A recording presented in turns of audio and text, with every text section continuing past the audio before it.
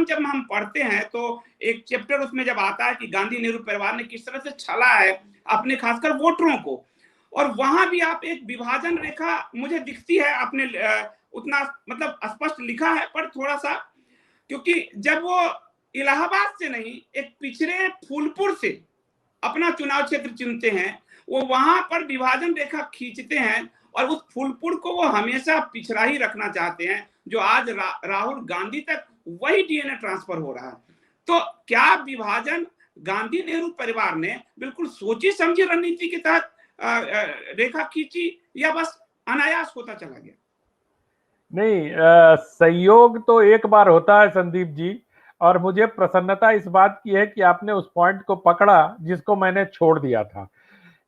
मैंने अमेठी संग्राम में इस बात की चर्चा बहुत हल्के से की और मैं अपने तमाम बातचीत में इस बात का आग्रह विद्वानों से करता हूं कि इस बात का गहन अध्ययन किया जाना चाहिए, समाज शास्त्रीय विश्लेषण किया जाना चाहिए कि गांधी नेहरू परिवार हमेशा से क्यों पिछड़े और ग्रामीण इलाके से ही चुनाव लड़ता था। आपने ठीक कहा, नेहरू जी इलाहाबाद के रहने वाले थे, वहीं उनका घर था, स्वराज भवन से लेके आनंद भवन से लेके उनकी कर्म भूमि भी वहीं थी, उनका परिवार वहां रहता था, उनके पिता वहां रहते थे। लेकिन 1952 में जब पहला संसदीय चुनाव सामने आया और नेहरू जी के सामने लोकसभा चुनाव लड़ने की मतलब का अवसर आया, तो नेहरू जी ने इलाहाबाद को, जो अब प्रयागराज है, इलाहाबाद को नहीं चुना। नेहरू जी वहां से 35 किलोमीटर दूर फूलपुर चले गए। इंदिरा गांधी रायबरेली से चुनाव लड़ रही थी। आप ये कह सकते हैं या कोई भी ये कह सकता है कि उनके पति वहां से चुनाव लड़ते थे इसलिए इंदिरा गांधी वहां से चली गई। चलिए मान लिया, लेकिन जब उनके चुनाव को निरस्त किया गया या वो चुनाव हारी, तो फिर दूसरी राजनारायण जी से तो चुनाव लड़ने के लिए वो चिकमंगलूर गई, या बाद के दिनों में वो मेढक से चुनाव लड़ा, या ये संजय गांधी को जब चुनाव लड़ना था तो अमेठी संग्राम में इस बात का मैंने उल्लेख किया है कि किस तरह से बिहार के जगन्नाथ मिश्रा हो, मध्य प्रदेश छत्तीसगढ़ उस समय एक हुआ करता था, वहां के नेता शुक्ला बंधु हो, या महाराष्ट्र के बड़े नेता हो, वो सब चाहते थे कि संजय गांधी उनके यहाँ से चुनाव लड़े। लेकिन संजय गांधी सब कुछ छोड़कर उत्तर प्रदेश के सबसे पिछड़े इलाके अमेठी से चुनाव लड़ने गए, जहां सड़क नहीं थी, जहां श्रमदान करने का कार्यक्रम बना पहले दिन और संजय गांधी ने फावड़ा चलाया। इतना ही नहीं, संजय गांधी की मृत्यु के बाद राजीव जी को जब चुनाव लड़ना था, वो पायलट थे, देश विदेश घूमते थे, बड़ा अर्बन चेहरा थे, लेकिन राजीव जी ने भी अमेठी को ही चुना। सोनिया जी अमेठी गई, राहुल जी अमेठी गई। सोनिया जी को जब अमेठी से चुनाव, अमेठी के अलावा भी चुनाव लड़ना पड़ा तो वो बेल्लारी गई, बेंगलोर नहीं गई। इसके बाद अगर आप देखें तो इंदिरा गांधी मैं बता चुका हूं कि मेढक और चिकमगलूर से चुनाव लड़ने गई, वो कहीं यहां से नहीं लड़ा चुनाव। लेकिन अंतिम इस परिवार के जो अभी के वारिस हैं श्रीमान राहुल गांधी जी, उनको भी जब चुनाव लड़ने का मौका मिला, अमेठी के अलावा एक और जगह से चुनाव लड़ने की बात आई, तो वो तिरुवनंतपुरम नहीं जाते हैं। तिरुवनंतपुरम अर्बन क्षेत्र है, वो वायनाड जाते हैं। क्यों? इस बात का समाजशास्त्रीय अध्ययन होना चाहिए। और मुझे जो लगता है कि ये परिवार इस बात को भली भांति समझ गया था कि आप एक उद्धारक की छवि में अपने आप को रखो, एक ऐसा उद्धारक जो पुराने इलाके में मतलब पिछड़े इलाकों में, गरीबी इलाकों में आएगा और उद्धारक के तौर पर ज्यादा मेहनत नहीं करनी पड़ेगी, आएंगे, जीतेंगे और चले जाएंगे। ये अनायास नहीं है कि अमेठी में 80 से 77 से इस परिवार के लोग वहां चुनाव लड़ रहे हैं और 2019 तक उनका स्थायी या अस्थायी आवास अमेठी में नहीं बन पाया। ये अनायास नहीं है।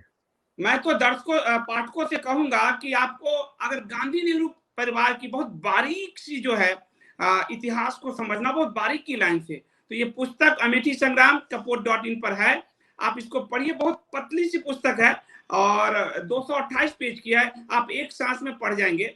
और एक तरह से ये पॉलिटिकल बायोग्राफी हम कह सकते हैं दो लोगों की, एक स्मृति ईरानी जी की और दूसरा गांधी नेहरू परिवार की। आपने जब एक और बड़ा प्रहार किया है और वो प्रहार आपने डायरेक्ट नहीं किया है, पर प्रहार मुझे दिखता है उसमें कि आजकल का एक पाखंड चल रहा है कि उद्योगपतियों को गाली दो। भाई ये बड़ा भयानक पाखंड चल रहा है, और ये पाखंड राहुल गांधी जी कुछ और ज्यादा चला रहे हैं। इसमें आपने एक बड़ी बात कही है कि जवाहरलाल नेहरू अमेठी के राजा की जयकार करते हैं, और मोतीलाल नेहरू का आनंद भवन अमेठी के राजा के पैसे से बनता है। वो आदमी आज इंडस्ट्रियलिस्टों को गाली देता है। ये तो तथ्य है। मोतीलाल नेहरू का जो आनंद भवन बना है, अगर आप ऐतिहासिक तथ्यों पे गौर करें तो वो अमेठी राजघराने के वकील हुआ करते थे। वो और अमेठी के राजा रणंजय सिंह और उनके पिताजी के साथ उनके बड़े अच्छे संबंध थे और तमाम तरह की बातें हुई थी। एक बड़ा दिलचस्प वाक्य आपको बताता हूं, आपको एकदम स्पष्ट हो जाएगा। फूलपुर से चुनाव लड़ रहे थे माननीय श्री जवाहरलाल नेहरू जी, स्वर्गीय। फूलपुर से चुनाव लड़ रहे थे, एक जगह सभा थी, तो उस वक्त सभाओं में 1952 की बात है, सभाओं में इतना तामझाम नहीं होता था। वो प्रधानमंत्री जरूर थे, लेकिन वो एक चौकी पे खड़े होके भाषण दे रहे थे, छोटी सी सभा हो रही थी वहां। उसी समय फूलपुर से स्थानीय एक राजा गुजर रहे थे, तो वहां के डिस्ट्रिक्ट कलेक्टर ने राजा साहब को रोक दिया कि उधर प्रधानमंत्री की सभा हो रही है, आप नहीं जा सकते हैं। तो उस समय राजशाही तुरंत तुरंत खत्म हुई थी। राजा को लगा कि मेरे इलाके में मुझको रोकने वाला कौन हो गया, तो वो डीएम से उनकी नोक बहस हो रही थी, बकझक हो रहा था। तो नेहरू जी को लगा कि उधर कुछ हो रहा है। नेहरू जी चौकी पर से कूदे अपने स्टाइल में और उस जगह पे पहुंच गए जहां डीएम ने राजा को रोक रखा था, और वहां उन्होंने डीएम को कोहनी से धक्का दिया और हटा के कहा, राजा साहब को आने दो। और जो भी थे, राजा साहब, नेहरू जी ने नारा लगाया, राजा साहब की जय, राजा साहब की जय। उसके बाद वो राजा को लेकर मंच पर पहुंचे। राजा साहब मंच पे खड़े हुए। मंच पर उन्होंने नेहरू जी के समर्थन की बातें कही। वो इस बात से प्रसन्न थे कि भारत का प्रधानमंत्री राजा की जयकार कर रहा है। संदीप जी, कहानी यहीं खत्म नहीं होती है, कहानी इसके बाद भी है, जिसका उल्लेख मैंने किताब में किया है। जब बाद में नेहरू जी उस डीएम के साथ चलने लगे, तो डीएम ने उनसे कहा कि सर ये ठीक नहीं हुआ, और आपने इस तरह से, मतलब आप प्रधानमंत्री हैं और आप देश में लोकतंत्र है। नेहरू जी का जवाब बहुत ध्यान से सुनने योग्य है। नेहरू जी ने कहा, नारा लगा देने से हमारा कुछ चला नहीं गया, बल्कि उनका समर्थन ही मिल गया, और उन्होंने वोट दिलवाने के लिए हमारे पक्ष में अपील भी जारी कर दी। तो आप किसी भी कीमत पर वोट लेने की जो राजनीति है, इसको इस घटना में भी ट्रेस कर सकते हैं संदीप जी। भाई साहब, एक बड़ा दर्द इसमें मुझे दिखा, कहीं बहुत वो साइलेंट सा है। और जब गांधी नेहरू परिवार की हम बात करते हैं, और मैं ये कह रहा हूं, अमेठी संग्राम आपको गांधी नेहरू परिवार को समझने में बहुत मदद करेगा, क्योंकि उस परिवार ने क्या दिया है और क्या लिया है आप समझ पाएंगे। तो आज तक नेहरू जी से लेकर राहुल गांधी तक ने जिस क्षेत्र को चुना, उसका कहीं कोई विकास की बात नहीं की, छोड़कर भागे। पर उसी परिवार से आने वाले फिरोज गांधी ने रायबरेली में विकास की बात की, और उस फिरोज गांधी को कभी ये गांधी नेहरू परिवार याद नहीं रखता। जो विकास की बात उन्हीं की फैमिली में करता था, उन्हें याद नहीं रखा गया। और जिसने अविकसित भारत रखा, उसके पोस्टर, और मुझे याद है यूपीए सरकार के दौरान आरटीआई में आंकड़े आए थे कि जिनके जन्म तिथि, जयंती और पुण्यतिथि पे विज्ञापन भर दिए जाते हैं। तो ये पूरा नरेशन जो विकास करना चाहते हैं, वो ये परिवार अपने ही उस परिवार के सदस्य को भी मक्खी की तरह निकाल कर फेंक देता है। तो फिर स्मृति ईरानी को कैसे स्वीकार करेगा? फिरोज गांधी की बात की आपने, मैंने एक प्रसंग जो कई किताबों में मिलता है कि नेहरू जी के सामने इंदिरा जी और फिरोज गांधी में बहुत झगड़ा हुआ था नाश्ते की टेबल पर, और उसकी क्या वजह थी, इसका विस्तार से मैंने अपनी पुस्तक में जिक्र किया है। आप सही कह रहे हैं, मतलब इसका कोई, फिरोज गांधी अनफॉरगॉटन हीरो हैं इस देश के। उन्होंने जिस तरह से नेहरू जी के दामाद होने के बावजूद नेहरू सरकार में हो रही भ्रष्टाचार पर आवाज उठाई थी, और जिसकी कीमत उनको चुकानी पड़ी थी, वो भी इतिहास के पन्नों में दर्ज है। संसद के अभिलेखों में उसका भी उल्लेख मिलता है। लेकिन आप इस बात को देखिए कि किस तरह से सारा एक सुपर फाइन लाइन आपको दिखाई देगी, जहां आप इनको, मैं फिर वही कहता हूं, उद्धारक के रूप में आपको दिखाई देते हैं। लेकिन अमेठी की जनता ने इसको पहचाना। और मेरी किताब अमेठी संग्राम इस बात को बताती है कि स्मृति ईरानी की जितनी जीत है उतनी ही ये अमेठी की उस जनता की जीत है जो एक राजनीतिक परिवार के खिलाफ उठ खड़ी हुई। 2009 में इसकी पृष्ठभूमि बनी थी जब बिजली का बहुत बड़ा आंदोलन हुआ था। 2009 में आप याद करिए, 2009 में ये सारी बातें तब हो रही थी जब राहुल गांधी एक बड़े नेता के तौर पर उभरे थे। और एक किताब मेरे पीछे राहुल गांधी पर लिखी गई थी, जतिन गांधी की।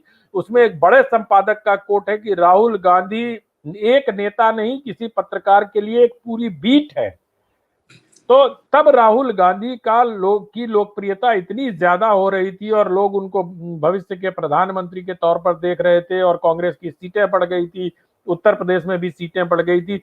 लेकिन वही उनके क्षेत्र में उस समय विद्रोह की आग पनप रही थी और बिजली को लेकर एक इतना बड़ा आंदोलन अमेठी में हुआ था जिसमें जिसमें कारोबारियों पर लाठियां चलाई गई, उनको जेल भेजा गया। कई दिनों तक ये आंदोलन चला था। और संदीप जी, आपको जानकर हैरानी होगी इस बात की कि ये आंदोलन पावर सप्लाई को लेकर नहीं हुआ था। मैं तो जब रिसर्च के क्रम में अमेठी गया तो वहां के लोगों ने मुझे बताया कि ये वो दौर था जब अमेठी में एक सप्ताह बिजली दिन में आती थी और एक सप्ताह बिजली रात में आती थी।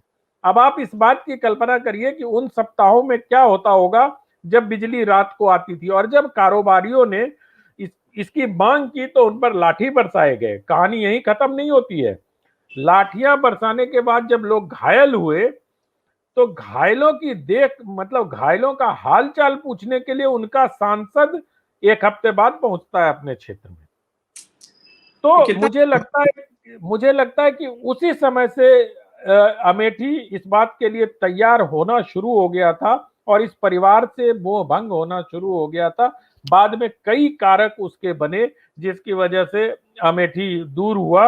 और मैंने दिनकर जी को कोट किया जब दिनकर जी संस्कृति के 4 अध्याय में कहते हैं कि विद्रोह, क्रांति या बगावत कोई ऐसी चीज नहीं है जिसका विस्फोट अचानक होता है। घाव भी फूटने के पहले अनेक काल तक पकते रहते हैं। तो जो घाव भी आपके मवाद निकलने के पहले भी घाव पहले पकता है। तो जो अमेठी में विद्रोह या क्रांति अगर आप उसको मानते हैं या स्मृति ईरानी की जीत को उस तौर पर देखना चाहते हैं तो इसकी पृष्ठभूमि बहुत लंबे समय से बन रही थी और कांग्रेस के कार्यकर्ता और कांग्रेस के नेतृत्व इन परिस्थितियों में खाद पानी का काम कर रहे थे क्योंकि जनता से लगातार कटते चले जाएंगे। अगर आप अमेठी जाएंगे तो आपको कई ऐसे कांग्रेस के नेता मिलेंगे जिसके पूरे देश भर में किसी के 4 पेट्रोल पंप है, किसी के 2 होटल हैं, किसी के 6 स्कूल हैं। ऐसे बहुत सारे कांग्रेस के लोग आपको वहां दिखाई देंगे और ये सब इस परिवार के करीबी बताते हैं अपने आप को। मुझे मालूम नहीं है वो करीबी है कि नहीं, पर वे सब दावा करते हैं कि वो गांधी परिवार के बहुत करीबी।